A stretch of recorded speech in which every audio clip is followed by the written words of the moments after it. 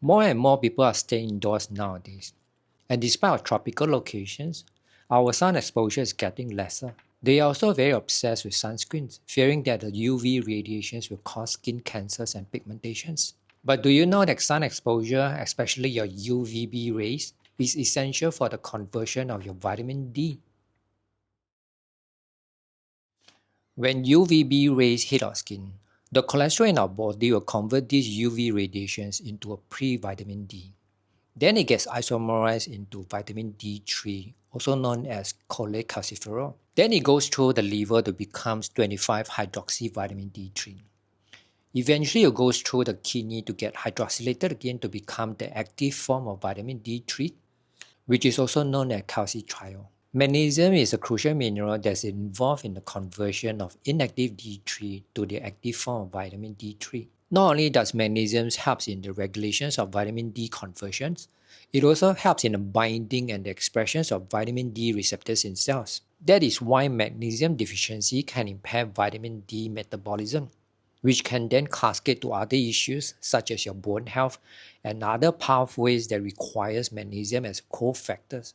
The interplay between magnesium and the active form of vitamin D3 can also happen in the intestines, creating a feedback loop whereby vitamin D3 can also influence the level of magnesium. Let us now see how vitamin D3, magnesium, and other nutrients are involved in your bone health. As mentioned, magnesium is crucial to activate vitamin D3, and vitamin D3 can actually enhance calcium absorption up to 20 times. Magnesium also regulates parathyroid hormones in calcium homeostasis in bones. We often see vitamin D3 and K2 together because K2 acts like a traffic controller, which activates the protein to direct calcium to where it should be, like in your bones and teeth. Because you do not want calcium to start accumulating in your soft tissues, which can cause calcifications in your heart, your blood vessels, joints, or even organs such as your kidney and gallbladder. So the relationship between vitamin D3, K2, magnesium and calcium looks something like this.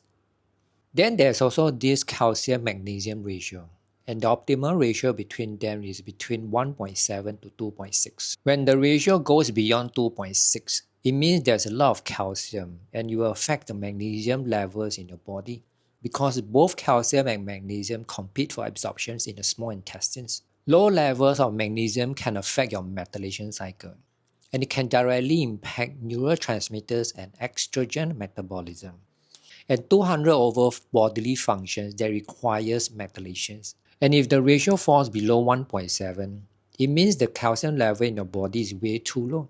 It will affect your bone health and other health-related issues like your irregular heartbeat, numbness, tingling, and even seizures. And if you're considering supplementing these minerals, aim for a ratio of 2 part calcium and 1 part magnesium, together with other nutrients which also needs to be adjusted accordingly. Vitamin D can actually enhance serotonin and dopamine synthesis, and studies have shown that sun exposure can actually increase serotonin in our brain, and serotonin is associated with our mood, which can help someone to stay calm and focused. Serotonin is a precursor to our sleeping hormone melatonin. High amount of serotonin does not mean that you will not experience sleeping issues. There is also other factors that we need to put into considerations, such as the transportation of your hormones, our receptors' health, reabsorption capabilities, and how well we can actually metabolize them once they are being activated. You also need to consider your stress level and whether or not if you have any active infections or inflammations in your body. Your folate pathway and your methylation cycle also needs to run smoothly to let your neurotransmitter function properly. The cofactor SAMe is also required to convert serotonin to melatonin via the enzyme called ASMT. And of course, alongside with nutrition intake, how well you can digest and other environmental exposure. So what happens when you have low levels of vitamin D? You can actually impact your hormonal balance, which involves your testosterone, your progesterone, and your estrogen. Vitamin D does help stabilize mood because it can actually increase activity of tryptophan hydroxylase and tyrosine hydroxylase. So when vitamin D is low, the productions of 5-HTP and L-DOPA will be reduced. then the productions of your serotonin and dopamine will be affected. Low vitamin D and low estrogens increases the risk of mood changes. And together with low levels of neurotransmitters, it greatly increases the risk of getting depressions. So let's go over some of the symptoms when you have low vitamin D. Bone pain is usually the first sign when you have this vitamin D deficiency. And since vitamin D receptors can be found nearly in all our cells in our body, it can show up as fatigue and weakness. And with low neurotransmitters, it can definitely add on to the load of showing some neurological issues. There's a lot of signs and symptoms related to low level of vitamin D. But it's usually not just the deficiency in vitamin D. Our body is so sophisticated that with a lack of one vitamin and minerals can cascade to 10 to 20 issues. As always, it's recommended to put all puzzle pieces to view them as a full picture. So what are the possible or potential causes for this vitamin D deficiency? It could be the geographical location you are staying in, or it could be the daily lifestyle choices that you are making, especially you are putting on a lot of sunscreen, cover clothing. All this will affect your sun exposures and get very limited. It could also be the insufficient dietary intake of vitamin D-rich food. It could also be malabsorption because of your low stomach acids and how well your bowel is functioning. Because digestion of your fat-soluble vitamin A, D, E, and K first requires your stomach acids to break down large fat globules, then allow bowel acids to process them further and absorb them.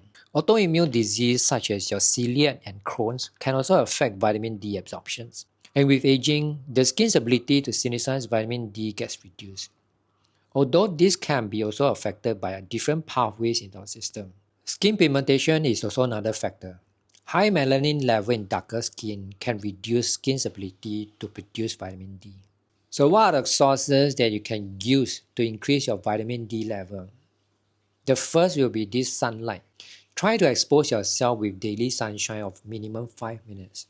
There's also dietary sources of animal-based food such as your fatty fish, your salmon, mackerel, your liver, cheese, egg yolks, or plant-based food such as your mushroom. Alternatively, you can go for the supplementation route if you find that the first two sources is very limited in your case.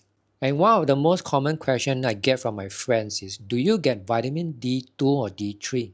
D2 actually comes from the plants and is actually less potent, whereas D3 comes from animal-based food and it can be actually synthesized by our skin.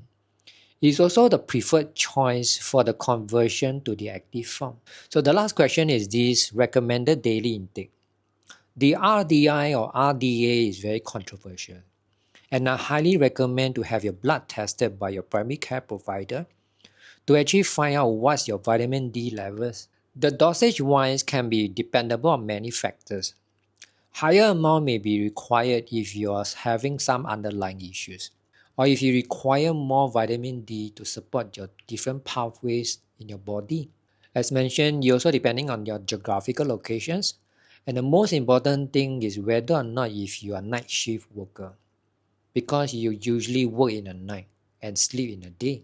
And if you are taking vitamin D supplements at a higher dosage, it's recommended to have your vitamin D levels checked with your primary care provider regularly. This is to prevent vitamin D toxicity. Okay, we have come to the end of this video.